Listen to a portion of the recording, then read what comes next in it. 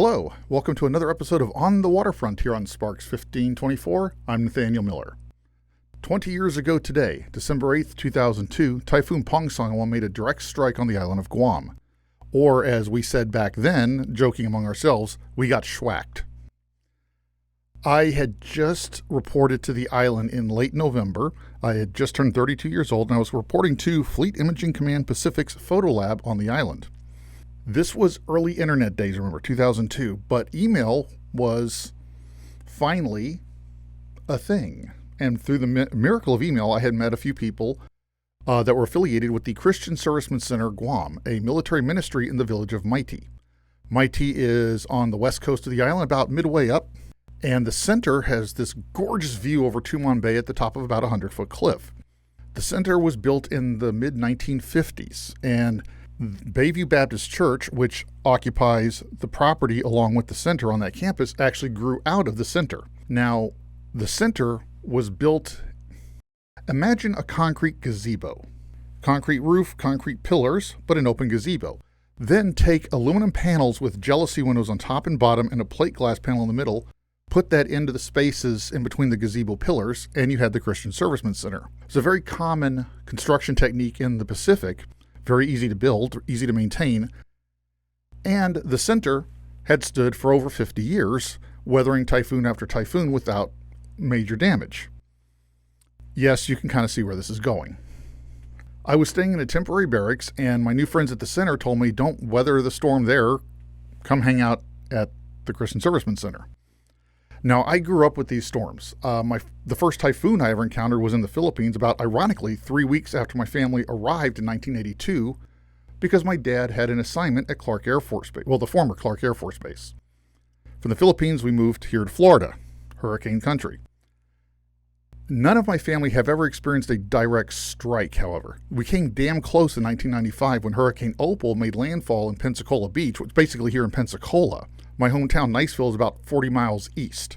So the eye went over Pensacola Beach and Pensacola, and the worst of the winds outside the eye wall were over Niceville. But technically, it wasn't a direct strike. Well, Typhoon Pongsona was going to make a direct strike on the island. Now, the night of December 7th, I threw a few things in my new, I bought a used car, so it's my new old car, and I drove to the base gas station to gas up. And I was really surprised that I was the only person filling up their car. All these people are going off base and getting ready to shelter for the storm, but nobody's gassing up. Well, you know, in Florida, well, here on the Gulf Coast, gassing up your car is one of the first steps in hurricane preparedness because you need a full tank of gas if you've got to skedaddle. So I'm filling up my car wondering why these people aren't gassing up in case we have to evacuate. We're on an island. So yes, I was gassing up my car in case I had to evacuate an island by car. I laughed at myself when I realized that, but I finished filling up because, one, I needed gas, and two, it was a smart thing to do. After all, I mean, it'd be at least one less thing to worry about after the storm. Turns out that was one of the wisest things I ever did in my Navy career, as will become evident. Well, I got to the center, and there was a number of people there hanging out and chilling, and it was getting windy and rainy already. I mean, we're not even 24 hours out from the landfall of the typhoon. But it very quickly petered out to just 7 of us. One of us, Karina Robles, a corpsman at the Naval Hospital, finally departed about 8 o'clock because she had to go on duty at the hospital. That left the Pongsona 6 of us who stayed in the building during the storm. We were, myself of course, at the time, photographer's mate 2nd class Nathaniel Miller, Navy Lieutenant Dustin Kuritko, Navy Steelworker 3rd class Aaron Killingbeck, Navy Machinist mate 2nd class Philip Smith, Air Force Staff Sergeant Eric Rudder, and finally Mrs. Christy Bowlby. Christy's husband Jeremy was assigned to the USS Frank Cable, a submarine tender on Guam, so he was aboard ship while the ship got out of port to get out of the storm's way. She, of course, had to stay behind. Now, interestingly, Phil was also attached to the Frank Cable, but he was assigned to the beach det. In the Navy, a beach det, or beach detachment, is a small group of that command, be it a ship or squadron, that either stays behind or goes home early to get the shore facilities ready for the return of the command. In Phil's case, the beach det he was part of was going to be tasked with cleaning up the pier, so when the Frank Cable came back to Guam, she'd be able to tie up. Now, keep in mind again, this building we're in is on top of a 100-foot cliff, but it's stood for half a century. It's gone through typhoons for half a century. including typhoons that were so big, people on Guam were still talking about them decades later in 2002. We knew we were going to lose power. We knew we'd probably lose water, so we had water drawn up, we had power. We weren't scared. We weren't, throwing a party or anything, but we weren't scared. I woke up on the morning of December 8th to the sounds of cooking. Dustin had taken the lead in trying to cook everything in the kitchen, which again is normal procedure when you have a tropical system coming your way. Get as much out of that refrigerator as you can and cook it so it doesn't spoil and get lost, and you also have food ready to go for a few days until all the services are back. I think it took us 2 weeks to finish off all the pancakes Dustin cooked. One, he's a great cook. His pancakes, amazing, but that's how much we cooked. We had like 2 weeks of pancakes, and that was just the pancakes. We just sat around playing board games, reading. One of my favorite photos shows some of the gang playing a board game, and I'm over by the window reading a biography of President Kennedy. If you live in an area with hurricanes, you have hurricane shutters or typhoon shutters. In this case, the center's typhoon shutters at the time were corrugated metal plates that we would put up over the windows and lock into place. This, of course, prevents flying debris from crashing through the window and making things go higgledy-piggledy. The way Typhoon Pongsona was coming, it was actually coming at us from the east. But because of the rotation of the storm, the Christian Servicemen Center was going to be getting winds from the west, which was the side of the building overlooking the cliff and the Philippine Sea, past Tumon Bay. So we put up all the shutters on that side, leaving the east front of the building unshuttered because that gave us light. Another thing that we discovered as we listened to the radio on the morning of the 8th was that the storm had finally stabilized its final track. We knew it was going to hit the island directly. We'd known that for about 2 days. But now we knew where it was going to come ashore. And this is the first point most of us kind of looked at each other and went, oh, good grief. The storm was going to make, the storm's eye, the center of the storm was going to go over Anderson Air Force Base on the north part of the island. The eye wall was going to go over the middle of the island, including the village of Mighty, right where we were. In the United States, we use the enhanced Fujita scale to classify tornadoes based on their wind speed. An EF2 tornado has wind speeds that are up, that pass over the range of 144 miles an hour. Typhoon Pongsona sustained winds were 144 miles an hour. Those sustained winds were mainly in the eye wall, which is largely what passed over us in the village of Mighty, which meant that we were effectively in an EF2 tornado for 6 or 7 hours. Oh, and that 144 mile an hour sustained wind speed does not take into account gusts of winds that reach between 170 and 180 miles an hour during the storm across the whole island. The first sign of trouble that we knew things were going to get really bad was early in the storm. The winds hadn't hit 50 knots yet, which, on 55 miles an hour. During one of the breaks between feeder bands, we stepped outside. The winds weren't over 50 miles an hour yet, and we noticed the church, the roof, was starting to flutter and shake. Okay, Bayview is going to lose its roof. If it's already shuddering at 50 mile an hour winds, it's gone. There was a warehouse off the property across the campus from us on another lot. And again, we watched it and realized that we could see its roof starting to shake. And very shortly thereafter, that building was lost to sight because the winds and the rains increased so much. We took a series of 3 images of the Bayview Baptist Nursery building showing the increase in the storm's intensity, which gives you an idea of how powerful this thing was and what was starting to happen around us. Now, we also had 3 dogs with us, Homer, Joe, Sonny, and Kid. We call them center dogs. They lived on the campus, and Homer and Joe had been there for years. He was old. Great old dog, though. Sonny and Kid were funny. They were brother and sister. They were island dogs. They were used to storms. So as this was building, they were just like, yeah, whatever, curl up, go to sleep, big deal. Probably, I don't remember when, but it was still it was relatively early, shortly after that sequence of photos that I just showed you of the nursery building. I had looked out the front doors, again on the east side of the building, so the wind's coming from behind me, so I'm sheltered in the building. And I called Phil and a couple of the other guys over because there had been a silver hatchback parked over near the nursery, parked and locked up. That hatchback was now moving that way. As we watched, it wasn't rolling, it was sliding from the pavement onto the grass and turning as it went. We'd eventually find it the next day in a ditch buried under debris. Again, this was before I had any video capability, so I don't have anything to show you on that one. I wish I did, because that was quite a sight to watch a car just sliding and bouncing under the wind. You hear that tornadoes sound like freight trains. They do. Again, remember, 144 mile an hour sustained winds. That's EF2 tornado force winds. It was like a series of freight trains just continually crashing into our heads. But at least it was a low pitch roar that wasn't painful until the stupid ceiling fan started going. Like all buildings, the center had, vent fans on the roof. One of them started squealing and shrieking like a banshee, and it was one of the most painful sounds I have ever heard in my life. The pitch of it and the volume was so screeching that it felt like somebody was taking a knife and just cutting our ears out. And it lasted 2 or 3 hours till the thing got ripped off the roof. Now, the first sign of the fact that we were potentially in trouble was when we started losing our typhoon shutters. As the wind was coming up over that cliff, because we're in the eye wall and it's rotating, but since we're on the south end of the storm, again, the winds are coming at us over the cliff from the west because of the storm's rotation. Of course, we knew we'd see the typhoon shutters through the windows shake and rattle. That's normal. But then we realized we're watching them start shaking.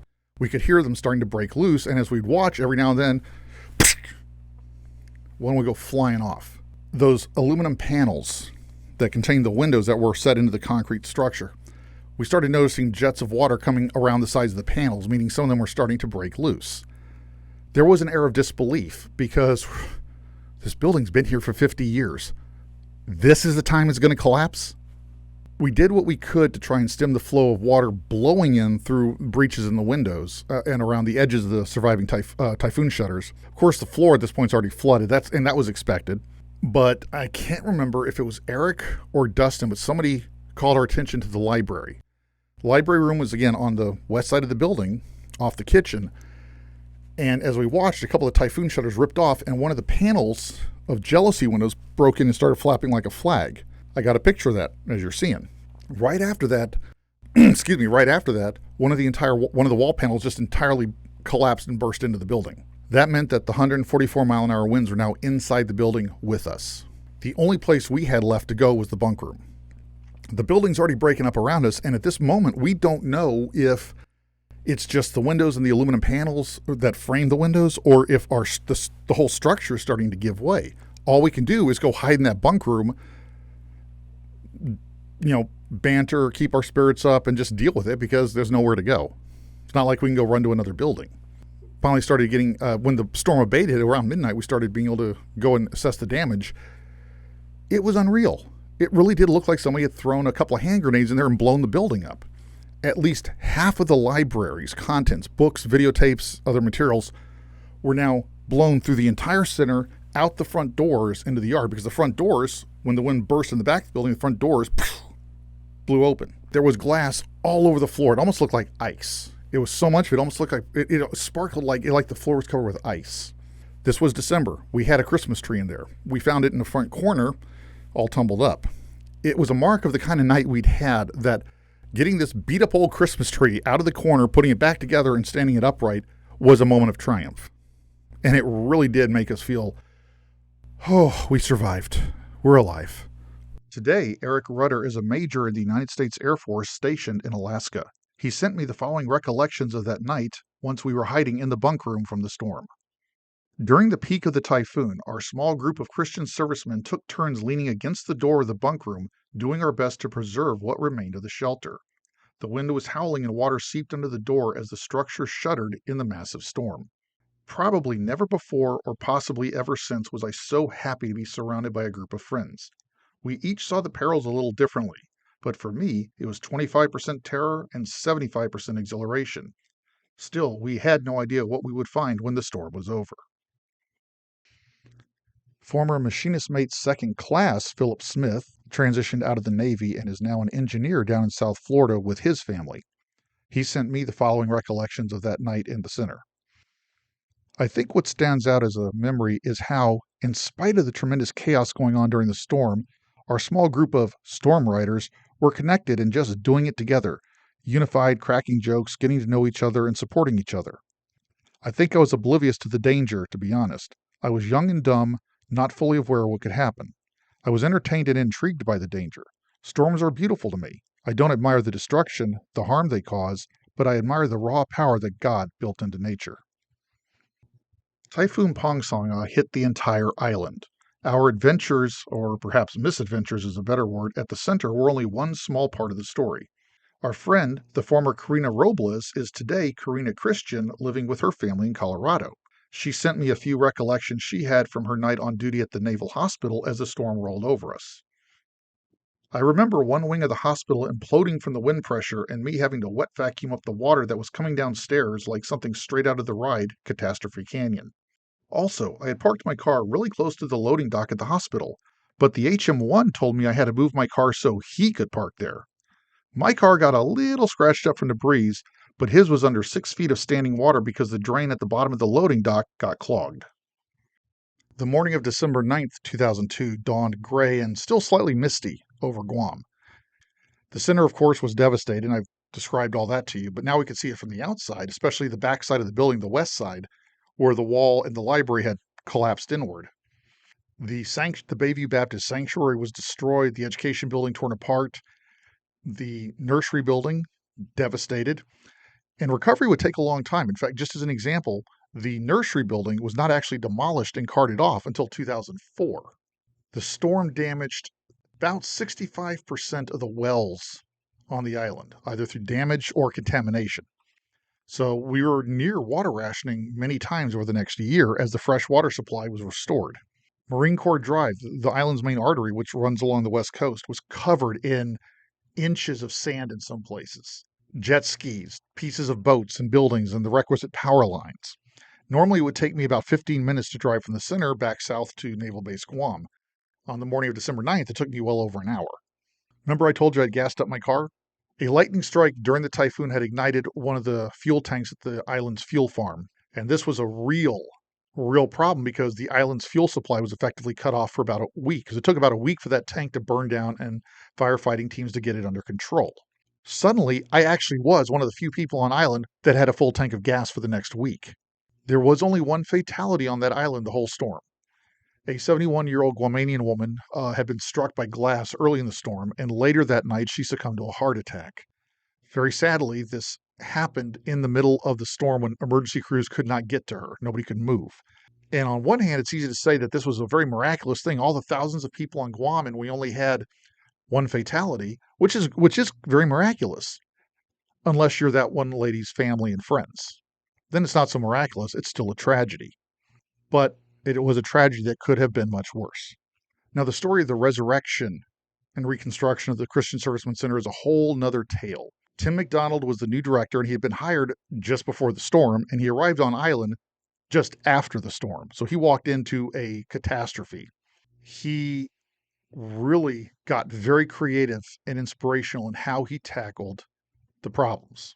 Among other things he decided immediately was he was going to have all the carpet ripped out of the center, never have it carpeted again. Just put tile floors down, because in a situation where a building could flood, tile floors are a lot easier to maintain. He worked with architects and engineers to first off establish that the center, the bones of the building were solid, were stable. So the next step was ripping out all the remaining aluminum panels and having the center bricked in with concrete blocks and new windows anchored very solidly into the concrete structure with new accordion-style Typhoon shutters. Instead of the older style that we had that got ripped off by the storm, where you put them up and mount them in, accordion shutters are a heavier steel shutter permanently mounted to the structure of the building that you just slide closed. We did a lot of this work ourselves. We're saving money, but this was our Christian Servicemen Center. This was our home. But it was quite a story about how Tim, from almost nothing, managed to cobble together, scrape together, and inspire people to come together to rebuild the center and establish it for another half century.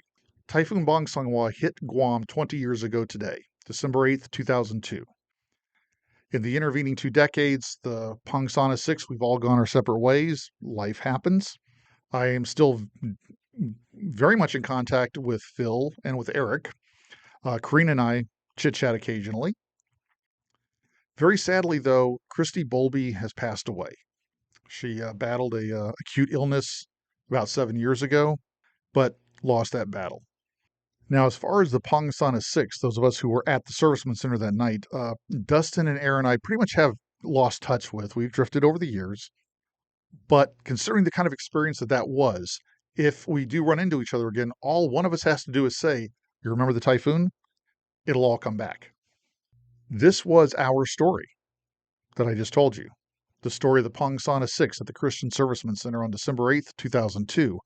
But our story, as much as it means to us, because that's the story we lived through and the story we wrote while we were surviving that night, was just one small part of what happened to the island of Guam. It's one reason I'm very grateful that Karina generously gave me a couple of anecdotes to share about what happened up at the Naval Hospital. When you survive a traumatic event, especially a widespread disaster, it's very easy to only focus on what you've been through. Now, in the immediate moment, obviously you're trying to survive it, so of course you're just paying attention to what's happening around you. But once it's over, it's human nature to just kind of keep that myopic focus. Getting Karina's anecdotes in here just helps to remind myself, anybody else watching this, that this was a bigger story. The part I told you is just a small one. Well, the Christmas season is upon us. So to my fellow Christians, I will say Happy Christmas. To everybody else with whatever beliefs or faiths or philosophies you follow, I would say Happy Holidays. This is a time of year to celebrate. Christmas in 2002 and New Year's 2003 on Guam was a huge celebration because we were alive. Thank you for your time. I hope you've enjoyed this video, and I hope you've enjoyed looking back at the island of Guam's adventures in 2002. If you like this video, please hit that little like button and feel free to share it with anybody you think would enjoy it. If you'd like to follow my ongoing programming here on Sparks 1524, hit that little subscribe button, and if you want to be notified when I drop a new episode, ring that little bell. Well, Merry Christmas to my fellow Christians, Happy Holidays to those of other faiths, and until we meet again next time here on Sparks 1524, remember, always go and do great things. Hey, good job, man. You turned on the camera. I've lost count. I'm impressed. Hey, we're back. It's Phil and Nathaniel, or Phil and Nathaniel. I get that mixed up all the time. I do too. Yeah. Anyway, Tim liked our introduction clip so much that he actually asked us, as a couple of his center rats, to do a conclusion Center clip. rats, not sinner rats. Center rats. To do a brief conclusion clip on his and Raquel's behalf. He said we played very well off each other. There was something Abbott and Costello-ish or Laurel and Hardy-ish about our interaction, and I think that's a compliment. But, so we're now at the conclusion. So, Which means we're at the end. So And the show's about over. In conclusion, Which means the end. very good. Thank you. In conclusion, we'd sincerely like to thank you for your support, Very much. financially and prayerfully. It means so much to us. There's no way to describe, how we feel, but we thank you very much from the bottom of our hearts. This is a unique place. We couldn't do it without you. And on behalf of Timothy and Raquel McDonald and all of our brothers and sisters that do come and have come and will come through the center, thank you very much. May God bless you. Good night. Good night.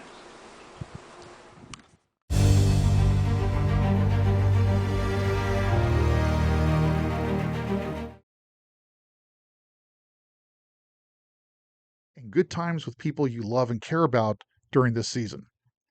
Till we meet again here on Sparks 1524. I just lost my studio light. Ugh.